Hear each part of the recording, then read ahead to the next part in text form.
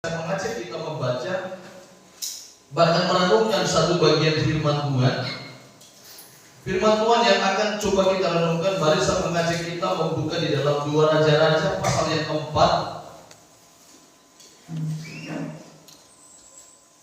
Kita mulai baca pada ayat yang ke-8 hingga ayat yang ke-7.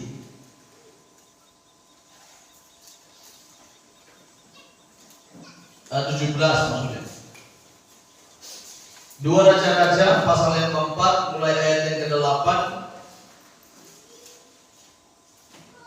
sampai ayat yang ke-17. Kita akan baca firman Tuhan ini secara bergantian. Saya membaca ayat yang pertama dan Bapak Ibu membaca pada ayat yang berikutnya, yaitu ayat yang ke-9 sampai kita bergantian sampai habis pada ayat yang ke-17.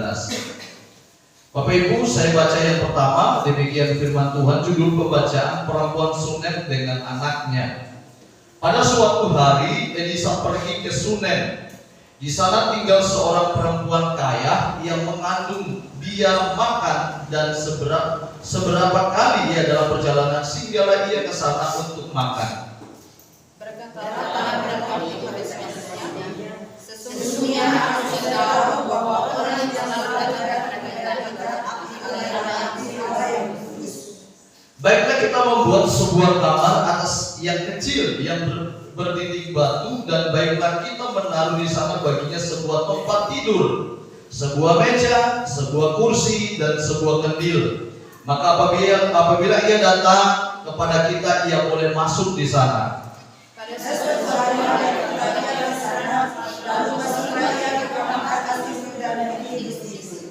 Kemudian berkatalah ia kepada Gehasi bujangnya, panggillah perempuan Sunem itu. Lalu dipanggilnyalah perempuan itu, dan dia berdiri di depan Gehasi. Elisa telah berkata kepada Gehasi, cobalah katakan kepadanya, sesungguhnya engkau telah sangat bersusah seperti ini kami. Apakah yang dapat buat bagimu? Adakah yang membicarakan secara engkau kepada raja atau kepada tentara? Jawabkan kalau itu, aku ingin tinggal di tengah-tengah kaumku.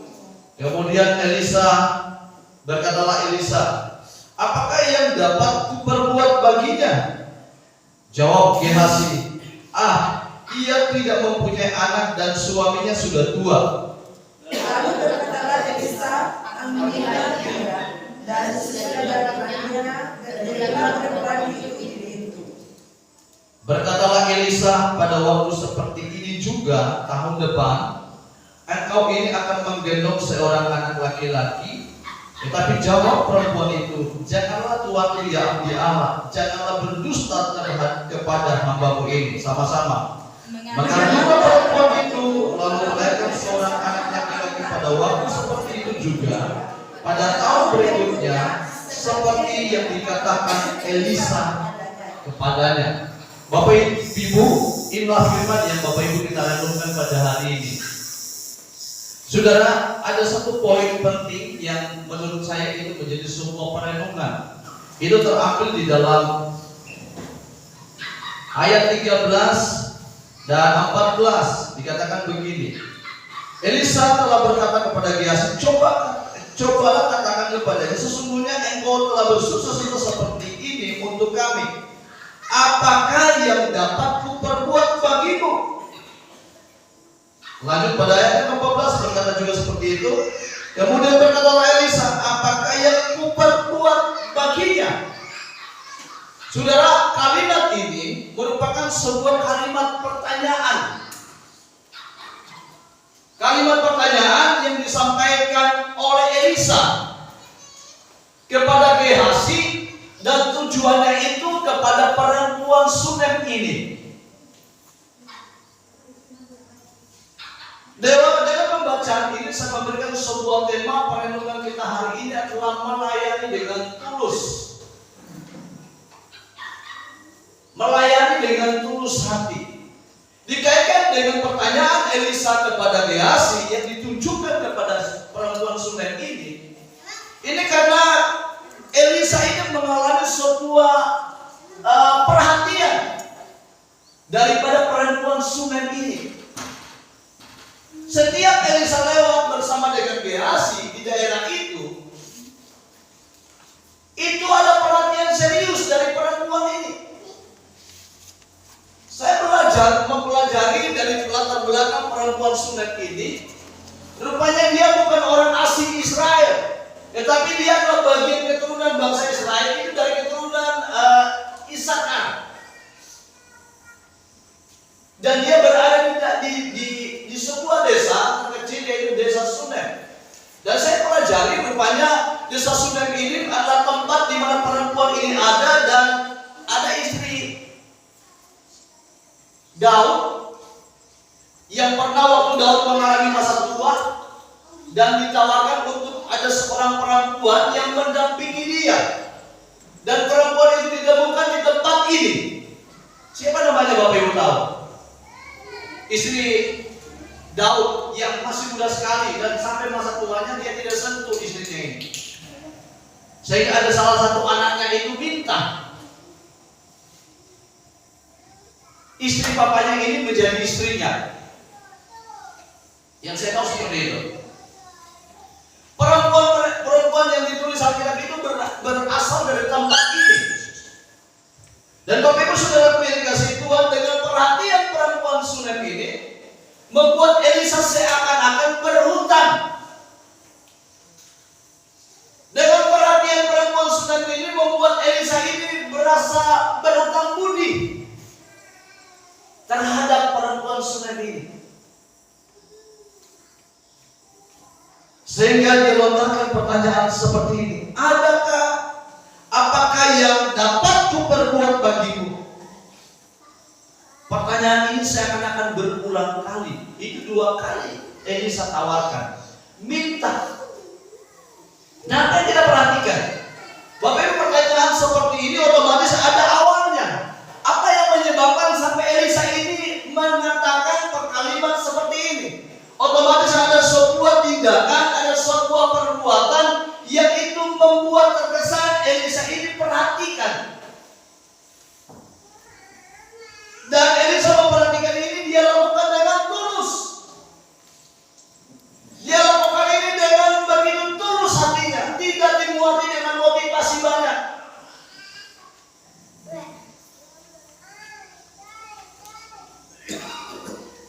Apa yang Bapak Ibu kita pelajari dalam perempuan ini?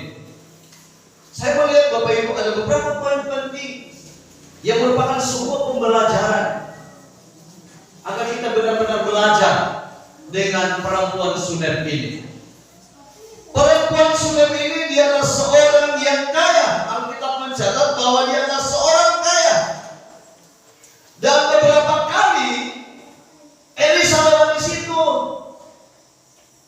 dia sebenarnya mampir ke situ.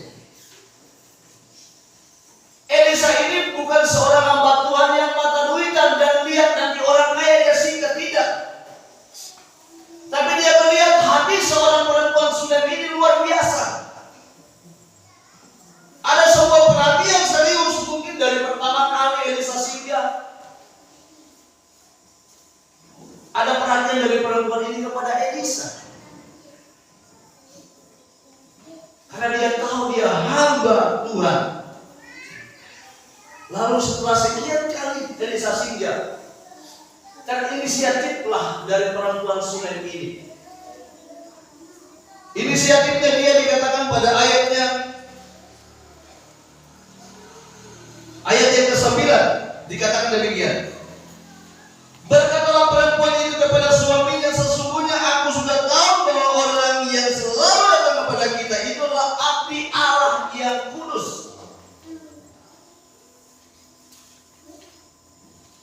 Saudara, langkah pertama yang terlihat dari seorang perempuan Sunem ini, Bapak Ibu, di sini kita melihat bahwa ketika dia tahu bahwa dia adalah hamba Tuhan, ketika dia tahu dia adalah abdi Allah, dia komunikasi dengan suaminya. Dia komunikasi. Bapak Ibu, komunikasinya perempuan Sunem ini dengan suaminya itu bukan dilatar belakangi dengan pertanyaan oleh Elisa. Bukan didukung dengan permintaan Elisa, tidak. Tapi ada inisiatif sendiri untuk saling komunikasi. Adakah kita temukan di sini Elisa bilang, kalau boleh minta tolong ya? Adakah Bapak Ibu kita temukan di sini? Saya sudah ulang-ulang tadi malam baca. Rupanya saya tidak ketemukan indikasi bahwa inisiatif dari perempuan Sunem ini ditunjang dengan sebuah permintaan dari Elisa. Tidak ditunjang. Tidak ada kabar, tidak ada pesan buat Gehazi untuk sampaikan kalau boleh kasih tahu itu kata bikin akan turun tangan. Tidak. Tapi ada sebuah inisiatif dari seorang perempuan Sunem ini, dia berunding dengan suaminya. Ya karena dasarnya dia kaya memang. Alkitab catat dia kaya. Tapi ada kenakalannya orang justru kalau dia kaya itu lebih tertutup dengan pekerjaan Tuhan. Ada kebanyakan orang kalau sudah kaya itu tertutup dengan namanya bau-bau Tuhan.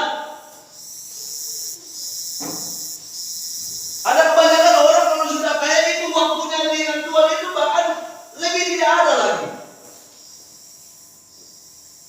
Tapi ini tidak seperti itu. Saya kagum dengan orang kaya di catat Alkitab termasuk Ayub. Bahkan juga di sini ini perempuan Sunem ini. Dia kaya tetapi dia membuka hatinya untuk pekerjaan Tuhan dikerjakan.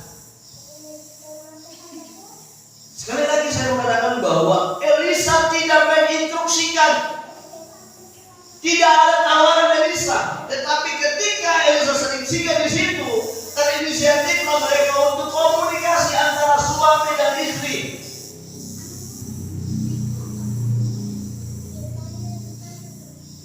Bapak Ibu belajar dari latar belakang perempuan Sunem ini. Dia adalah keturunan Isakar. Bapak Ibu bisa lihat di dalam, saya temukan ayatnya di Kejadian 49 ayat 14 dan 15. Coba ditayangkan di sana tentang berkat yang ditunjukkan buat keturunan ini. Kejadian 14 ayat 15, Kejadian 49 ayat 14 dan 15.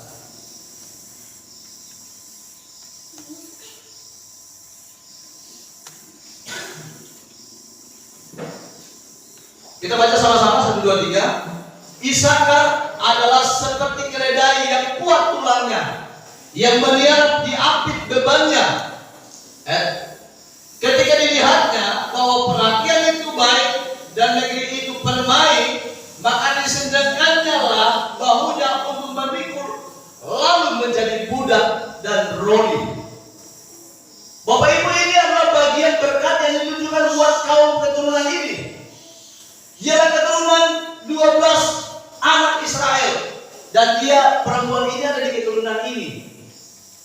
Kalau kita baca di ayat terakhir dikatakan mereka ini adalah kaum keturunan Roni, tetapi sebaliknya di sini kita temukan ia adalah orang kaya. Coba kembali pada ayat 14-nya. Ayat 14 ini membuktikan bahwa berkat buat suku ini, dia seperti keledai yang kuat. Berarti dia kaya bukan warisan. Dia kaya bukan warisan orang tuanya, tetapi kalau dia kaya itu berkat kerja kerasnya. Dia kaya karena kerja kerasnya, bahwa keledai yang terlihat kuat tulangnya dan meniarap di atas, berarti bebannya berat, tapi dia kaya. Berarti dia pekerja. Sehingga di ayat yang kita baca menceritakan tentang suku ini, mereka bukan orang miskin, tetapi karena saking kerja kerasnya dia jadi kaya. Berarti dia tidak hidup atas warisan, tidak. Ada banyak orang kaya kalau dia kaya karena warisan, tetapi perempuan ini saya akui tidak seperti itu. Saudaraku yang dikasihi Tuhan, dia kaya tetapi tidak iri. Ada banyak orang kaya tapi iri. Saking irinya kikir malah. Jangankan kikir materinya, pikirannya, waktunya, tenaganya, itu dia kikir. Apalagi dengan berhubungan Tuhan.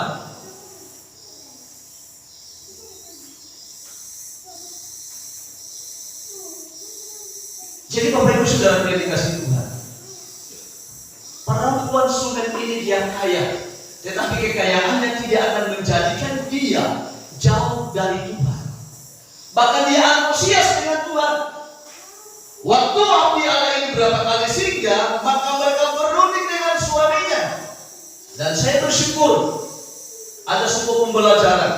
Waktu mereka berunding, dikatakan mereka seperti ini: baiklah kita membuat sebuah kamar yang kecil yang berdinding batu, dan baiklah kita menaruh di sana bagian sebuah tempat tidur. Bapak Ibu, ini gambaran orang yang melayani dengan tulus. Tidak permohonan proposal dulu. Nanti Elisa doakan kami ya supaya kami dapat anak. Tidak. Tetapi dia melakukan sebuah perundingan dengan suaminya dan mereka menyimpulkan sebuah kesimpulan. Dikatakan di ayat yang ke-10. Baiklah kita membuat sebuah kamar yang kecil yang berdinding batu. Bapak Ibu, berdinding batu berarti berdinding permanen. Tidak berdinding kayu, tetapi berdinding batu permanen.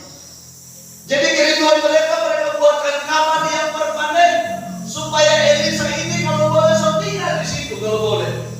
Maka tidak mungkin dia seorang abdi Allah. Dia membuat sebuah sikap bahwa dia membukti bahwa dia melayani dengan tulus. Dia mengambil sebuah langkah tanpa diminta. Bapak Ibu, kalau ada jemaat seperti ini, saya berbangga sekali. Kalau ada jemaat yang berinisiatif seperti ini tanpa diperintah, tanpa dikasih aba-aba, tanpa dikasih komando, tapi ada inisiatif. Bapak Ibu, saya tidak bisa balas, tapi saya percaya Tuhan yang lebih balas banyak. Dia buat kamar khusus untuk abdi Allah ini. Bukan cuma dia kasih kosong, tetapi dia isi di situ, Bapak Ibu. Coba lihat di ayat 10. Baiklah kita menaruh di sana bagian sebuah tempat tidur. Kemudian sebuah meja. Yang pertama tempat tidur, kemudian sebuah meja, kemudian sebuah kursi, dan sebuah kandil. Maka apabila ia datang kepada kita, ia boleh masuk ke sana. Mungkin dari pintu bagian luar. Bapak Ibu, orang yang sehat hatinya, orang yang sehat pikirannya, orang yang sehat badannya, orang yang sehat dia sadari bahwa kekayaan yang dia miliki itu dari Tuhan, dia akan berbuat yang lebih efektif buat Tuhan. Amin.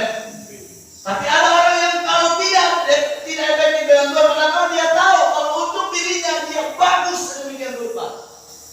Tapi giliran kalau untuk Tuhan, kalau boleh asal-asalan yang penting jawab. Bapak Ibu tidak boleh dijawab. Kalau untuk pribadinya diusahakan sebagus mungkin, tapi kalau giliran untuk Tuhan asal jadi, asal hadir, asal terlihat. Tapi untuk Tuhan, Bapak Ibu, Tuhan bukan lihat dari yang kita lakukan asal terlihat, tapi Tuhan lihat dari yang terlihat dari hati kita. Amin. Yang setuju katakan amin. Dia siapkan meja, dia siapkan kursi, dia siapkan kandil. Kandil itu adalah mungkin tidak ditulis, ada gelasnya mungkin. Tidak mungkin Elisa minum langsung di kandil itu.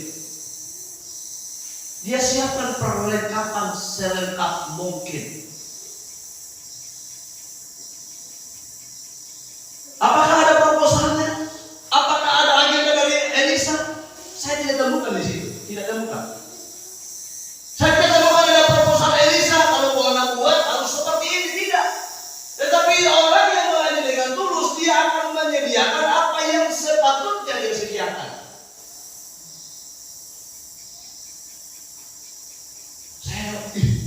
Saya bilang ini orang ini melayani dengan tulus, tanpa komando, tanpa permintaan. Tapi kalau kita orang tahu bahwa itu sesuatu yang kita butuhkan, mungkin. Dan saya bukan cuma mungkin, tapi waktu kamar itu disediakan. itu perempuan sudah tahu bahwa ini yang dibutuhkan Elisa. Sekali lagi saya mengatakan bahwa perempuan Sunem ini melayani dengan tulus, terbukti tanpa diminta, tapi dia sediakan. Amin. Sebelum semuanya tersedia, dia sudah siapkan hatinya. Dia sudah sediakan kamar khusus. Hari ini Bapak Ibu, secara nilai rohani, kamar itu adalah berbicara tentang dalam hatimu, saudara dan saya. Adakah Tuhan secara khusus ada di dalam hidup saudara? Adakah kita buka secara pribadi Tuhan dalam hidup kita? Perempuan Sunem ini melayani dengan tulus, tanpa diminta oleh Elisa, dia aktifkan seaktif mungkin untuk Elisa. Dia siapkan meja, dia siapkan kursi. Perempuan Sunem ini buatkan kamar untuk Elisa. Itu dari batu. Berarti tandanya dibangunlah sebuah kamar yang permanen untuk Elisa.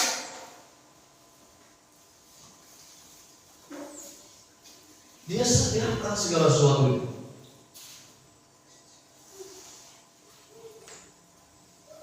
Tujuannya agar Elisa senang dan melayani Tuhan.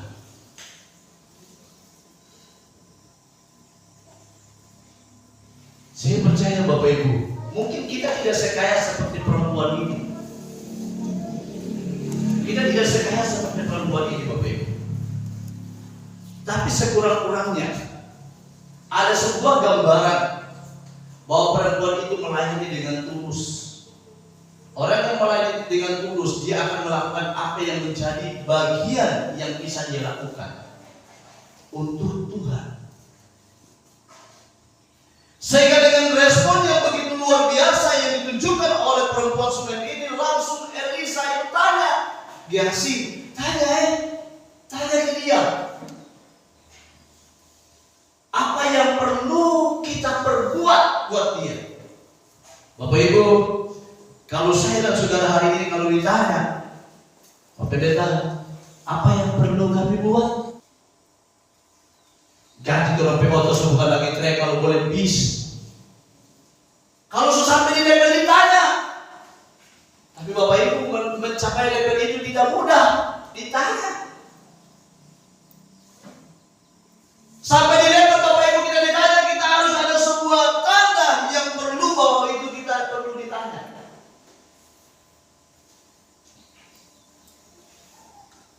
Bapak Ibu mengalami sebuah level sampai Tuhan tanya kita. Kalau Tuhan sudah tanya kita, Bapak Ibu kurang apa yang Tuhan tidak bisa lakukan? Kalau sampai di level sampai Tuhan tanya apa yang perlu kuperbuat bagimu, saya PNS belum jadi PNS, Tuhan akan meluruskan. Saya sakit, saya belum sembuh, Tuhan akan selesaikan. Bayangkan kalau Tuhan sudah sampai tanya apa buat Elisa, apa yang tidak bisa dilakukan. Orang mati Bapak Ibu, Elisa ini bisa bangkitkan anak dari perempuan ini Bapak Ibu. Tidak punya anak, suaminya sudah tua. Ketika Elisa tanya sama perempuan Sunem ini, sampai di level dia tanya kepada perempuan ini, apa yang bisa aku perbuat? Kenapa sampai dia tanya? Karena dia sudah merasa berhutang budi.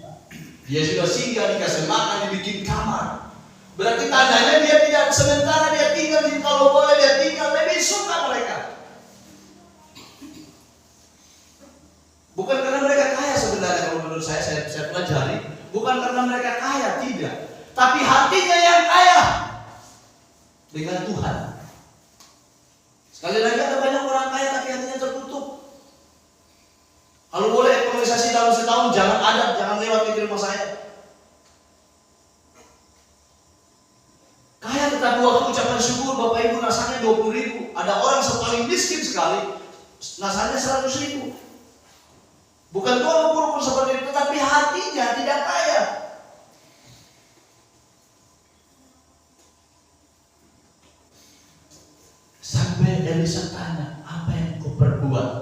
Bapak Ibu,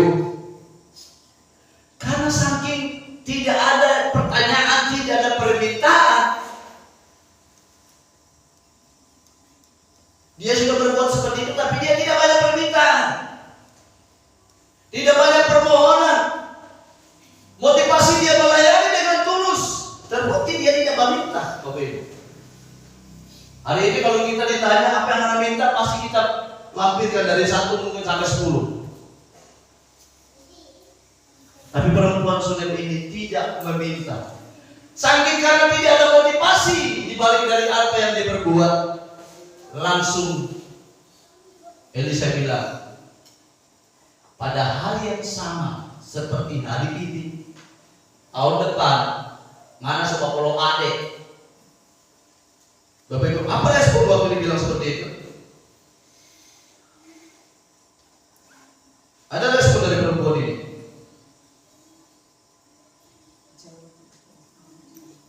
Ya, itu berapa? Bapak Ibu coba perhatikan. Ya. Berkatalah Elisa pada waktu seperti ini juga tahun depan, engkau ini akan menggendong seorang anak laki-laki. Tetapi jawab perempuan itu, janganlah tuanku, yang abdi Allah, janganlah berdusta terhadap kepada hambaku ini. Bapak Ibu, ini ada dua pengertian. Bisa saja dia tidak percaya, atau dia tidak minta. Waktu Elisa bilang, ada dua kemungkinan respon daripada perempuan ini. Antara dua, pertama dia tidak butuh itu, dan yang kedua dia tidak percaya.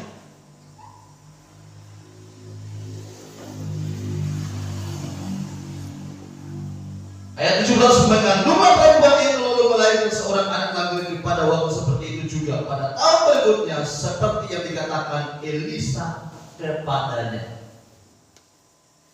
Bapak Ibu, sekali lagi saya mau tekankan, penekanannya adalah sampai kita pada level Tuhan tanya ke kita,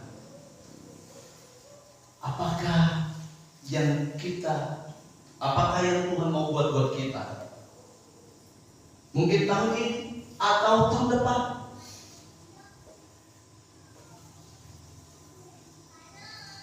Kalau kita merindukan itu terjadi, mari tidak ada alasan untuk melakukan dengan tulus di hadapan Tuhan.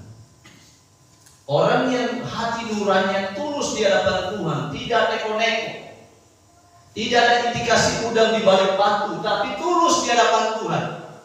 Tuhan sampai tanya, apa yang Anda mau? Tapi perempuan Sunem ini karena dasarnya dia melayani dengan tulus. Saya tidak pernah mengharapkan seperti itu, tapi dia lakukan saja apa yang perlu dilakukan. Bapak Ibu, balasan Tuhan atas hidup kita itu tergantung maunya Tuhan. Percaya bahwa setiap maunya Tuhan buat kita, tidak ada yang membuat kita rugi sedikit pun, tidak ada. Kalau Bapak Ibu tahu rugi, Tuhan lebih tahu tentang kerugian. Amin. Kalau Bapak Ibu kita semua tahu tentang kerugian, Tuhan lebih tahu yang namanya rugi. Tapi Tuhan kan tidak harapkan seperti itu. Tapi Tuhan merindukan agar kita mengalami keberkatan, mengalami keberuntungan, mengalami kemenangan.